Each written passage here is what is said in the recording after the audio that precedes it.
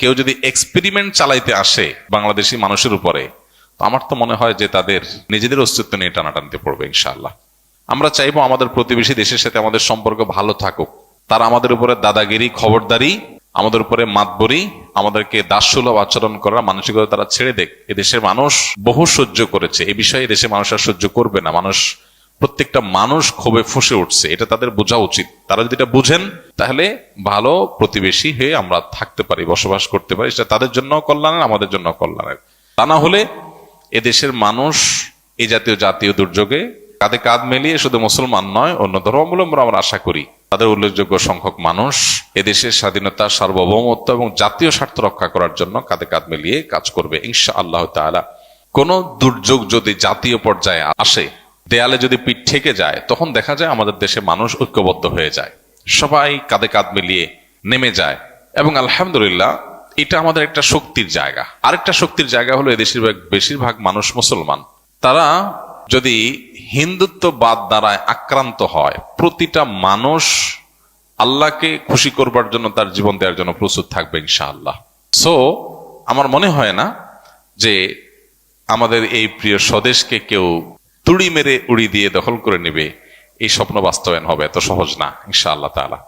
তবে এর জন্য আমাদেরকে ঐক্যবদ্ধ থাকতে হবে এবং সতর্ক থাকতে হবে, সচেতন থাকতে হবে।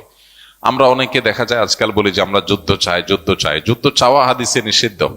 আমরা যুদ্ধ চাইবো না। নবী সাল্লাল্লাহু আলাইহি ওয়াসাল্লামের শিক্ষা হলো আমরা আল্লাহর কাছে আমান বা নিরাপত্তা চাইবো, যুদ্ধ না। আমরা চাইবো আমাদের প্রতিবেশী দেশের সাথে আমাদের সম্পর্ক ভালো থাকুক। তারা আমাদের উপরে দাদাগিরি, খবরদারি, আমাদের উপরে মাতবরি, আমাদেরকে দাসসুলভ আচরণ করার মানসিকতা তারা ছেড়ে দেখ। এদেশের মানুষ বহু সহ্য করেছে, এই বিষয়ে এদেশের মানুষ আর সহ্য করবে না।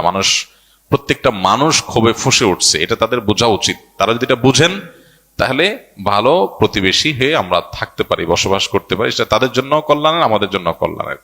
তা না হলে এদেশের মানুষ এই জাতীয় দুর্যোগে কাঁধে কাঁধ মিলিয়ে শুধু মুসলমান নয়, অন্য ধর্মাবলম্বী আমরা আশা করি তাদের উল্লেখযোগ্য সংখ্যক মানুষ এদেশের স্বাধীনতা, সার্বভৌমত্ব এবং জাতীয় স্বার্থ রক্ষা করার জন্য কাঁধে কাঁধ মিলিয়ে কাজ করবে ইনশাআল্লাহ তাআলা। আমার মনে হয় এটা তারাও জানে, আমাদের প্রতিবেশী ভাইরাও জানেন যে বাংলাদেশের মানুষ তাদের জাতীয় দুর্যোগে তারা কিভাবে কাঁধে কাঁধ মিলিয়ে দাঁড়ায়। বহুবার আমরা এটা প্রমাণ করেছি, জাতি এটা প্রমাণ করেছে যে জাতীয় দুর্যোগে মানুষ ঐক্যবদ্ধ হয়ে যায়, সকল ভেদাভেদ মানুষ ভুলে যায়। সেটা আবারও প্রয়োজন হলে মানুষ করবে। কিন্তু কেউ যদি এক্সপেরিমেন্ট চালাইতে আসে বাংলাদেশি মানুষের উপরে, তো আমার তো মনে হয় যে তাদের নিজেদের অস্তিত্ব নিয়ে টানাটানিতে পড়বে ইনশাআল্লাহ। এই জন্য আমাদের ইমানকে বৃদ্ধি করতে হবে, আমাদের চেতনাকে জাগ্রত করতে হবে।